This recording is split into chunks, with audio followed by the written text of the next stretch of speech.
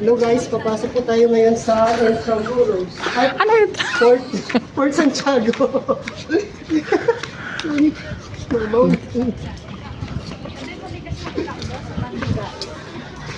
Intramuros nga, part na Intramuros niya. Hindi nakakatakot dito. Punta tayo dun sa libingan ng mga ano, yung mga pinatay dati. Ito, basahin natin ito.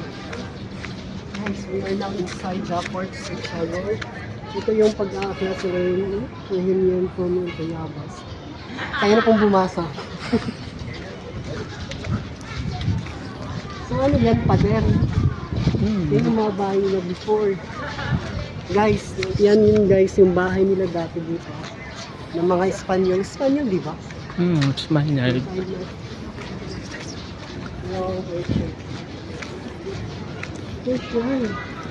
Yung simbahan ng Jose Rizal. Gambanang Rizal sa Fort Santiago.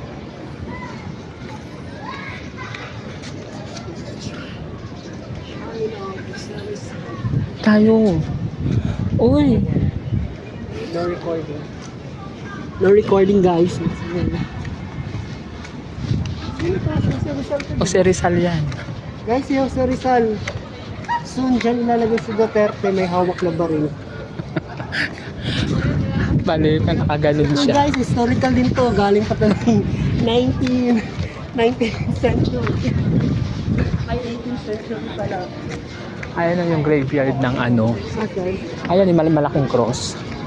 Pinagsama-sama na lahat yung, alam mo yung nasa ilalim ng ano. Patay yung sila doon. Ano ka ba, di mo alam yung story? Yung kinulong lahat sila tapos pinatay lahat sila doon. Inukay silang lahat, dyan nila lahat nilagay sa may cross na yan.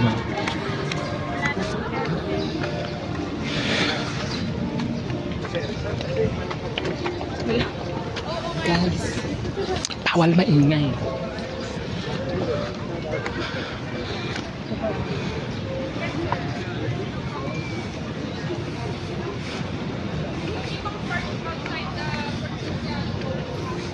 Ayan o, mga biktima ng ano.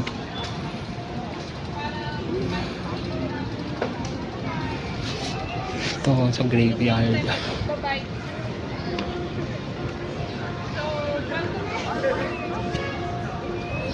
Bakit ka nag-cross of the sign? Cross ng mga namatay yan. Baliw ka talaga. Saan nila ito sila? Saan naniligaw pa sila? Dito ata sa ilalim nito eh.